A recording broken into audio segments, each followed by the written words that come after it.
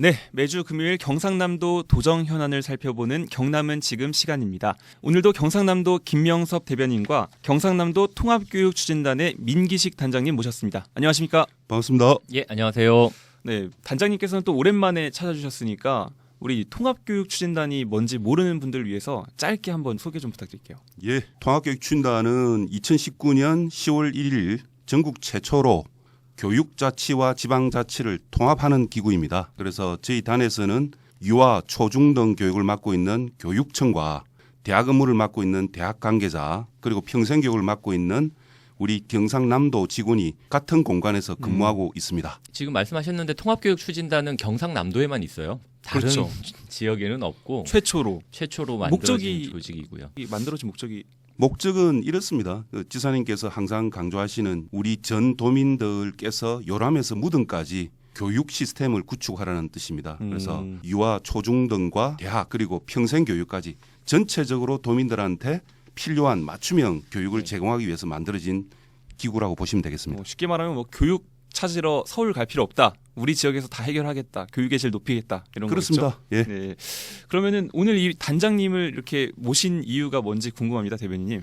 네. 예, 지난 8일 날 울산시에서 오전에 이제 시청 대회의실에서요. 지자체 기업 대학이 함께하는 혁신의 완성, 울산 경남 지역 혁신 플랫폼의 출범식이 있었어요. 지역 혁신 플랫폼이 원래 있었는데 울산까지 확대하는. 그렇죠. 이제 네. 그동안 경남에서 이제 선도적으로 추진했던 지역 혁신 플랫폼 사업이 이제는 경남을 넘어서 부울경으로 확대되는 네. 그래서 이제 울산이 본격적으로 참여를 하게 됐는데요. 그래서 이제 울산 경남 지역의 지역혁신 플랫폼 사업이 이제 출범식을 갖게 됐고 이 자리에는 직접 유은혜 부총리 겸 교육부 장관이 참석을 해서 이제 출범식을 축하를 해줬고 송철호 울산시장, 김경수 경남지사 등 교육계 또 지역의 기업 관계자 등 한 50여 명이 참석을 했어요. 그래서 지역혁신 플랫폼 사업 앞으로 이제 이런 것을 할 겁니다라고 하는 사업 목표들을 서로 공유를 하고 참여한 대학생들의 질문 또 여러 가지 행사 등을 하면서 진행을 했고 앞으로 이 사업은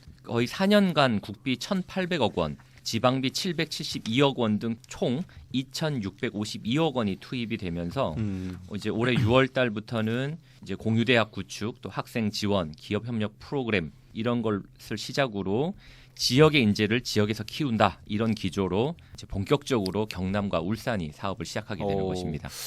지역 혁신 플랫폼이라는 걸 경남이 굉장히 심혈을 기울이고 있는데 이게 울산으로 뻗어 나간다. 이런 확장성이 이제 기대가 되는데 그러면은 이걸 모르는 분들도 계시고 그동안 어떻게 해왔는지 모를 수도 있으니까 한번 좀 정리를 하고 가야 될 것 같아요.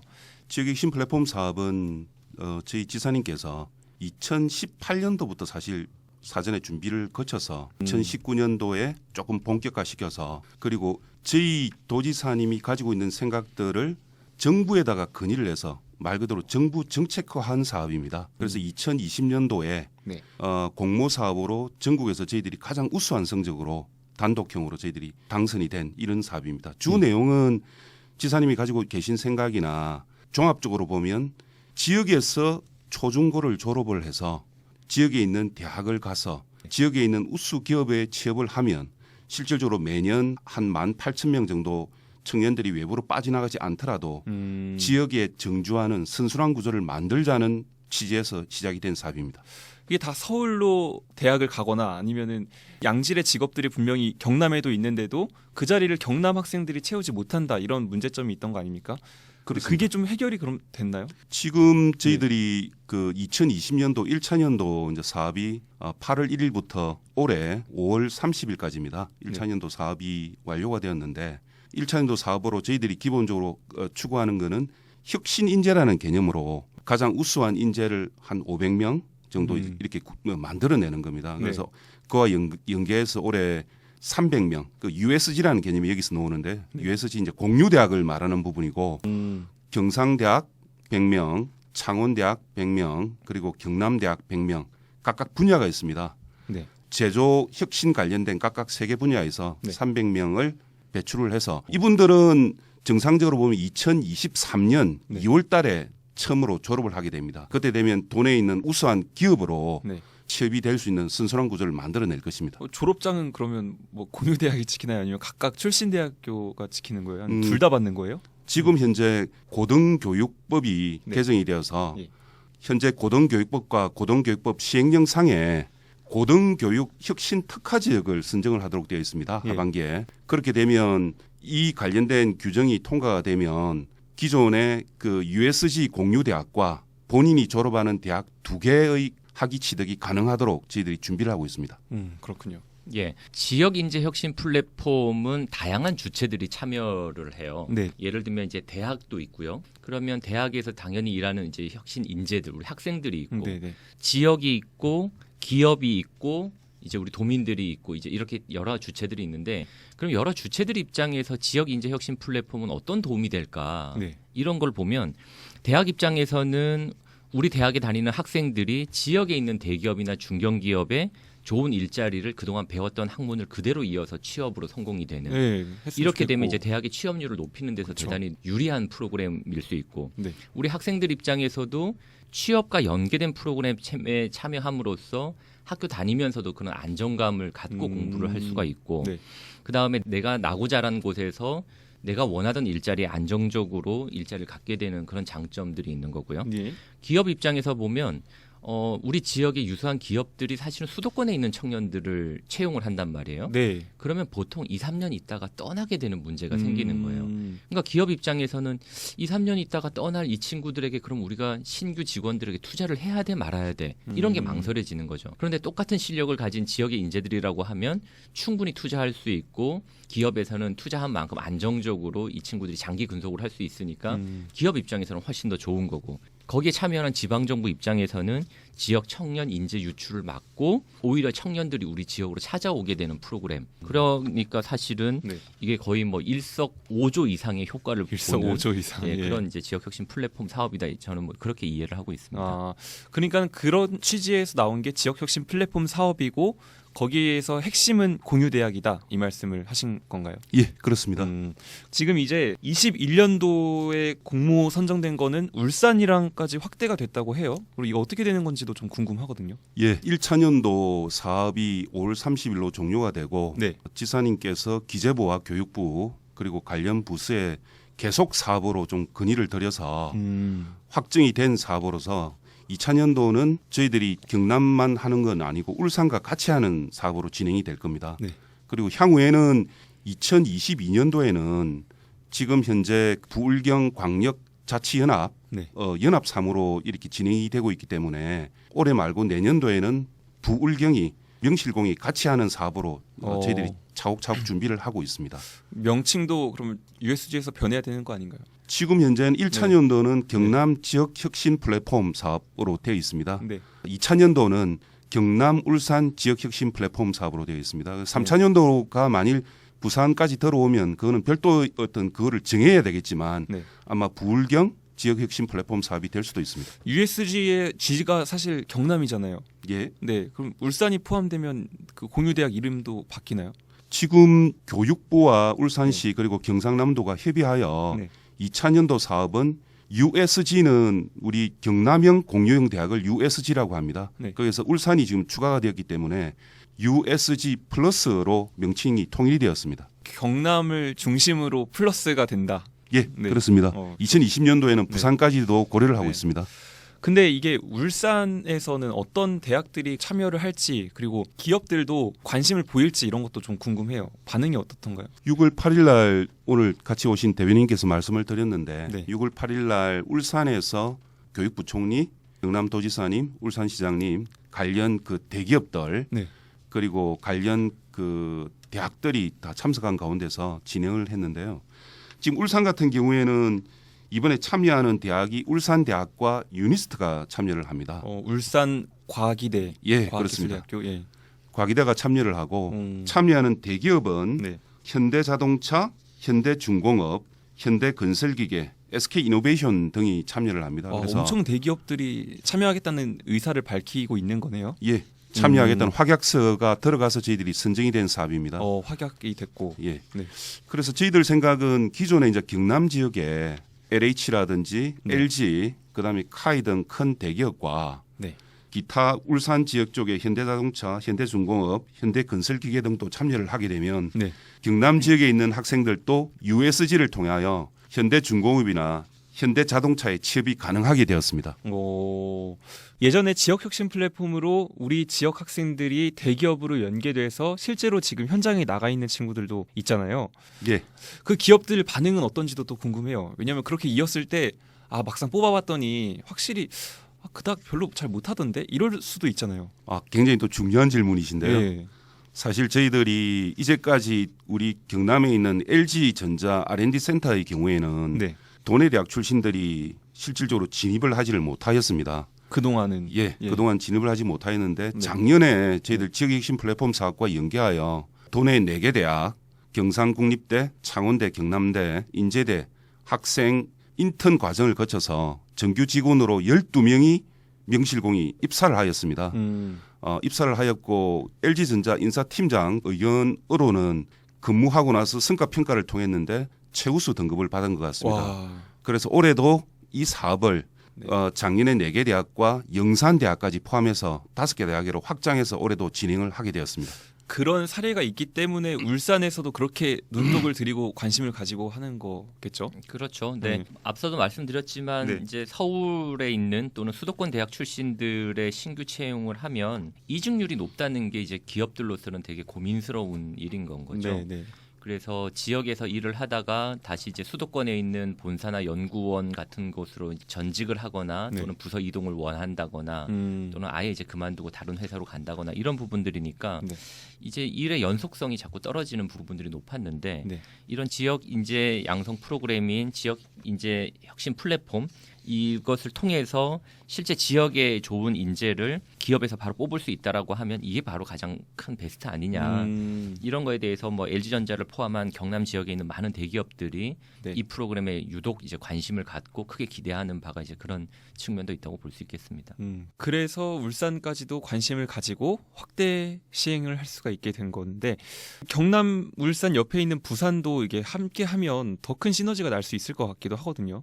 저희들도 부산시와 교육부 관계자들과 계속 협의 중에 있는데요. 예. 일단 저희들 계획을 말씀을 드리면 내년 상반기에 출범이 예정되어 있는 부울경 광역특별연합 네. 거기에 지금 저희들 지역 인재 혁신 플랫폼이 연합사무 흔히 말해서 부울경 공동으로 추진하는 사업으로 들어가 있습니다. 네. 그래서 이 사업이 정상적으로 내년도에 부울경 광역특별연합으로 출범을 하게 되면 부산 쪽도 자연스럽게 이 사업에 포함될 수 있는 같이 들어올 수 있는 이런 여건이 마련될 것이라 생각합니다. 광역특별연합으로 추진력이 더 붙을 수도 있겠네요. 그렇습니다. 그렇군요. 근데 제가 또 이게 부울경 메가시티라고 하는 게 결국 이제 그 안에서 대학생들과 이런 일자리 미스매치를 해결하고 이런 건 좋은데 어쨌든 부울경 인구가 점점 줄어들고 있어요. 근데 외부에서 혹시 우리 경남 공유대학 이 USG 플러스로 오고 싶어하는 그런 유인책이 있는 건지 그리고 올 수 있는 건지 이런 것도 좀 궁금하거든요.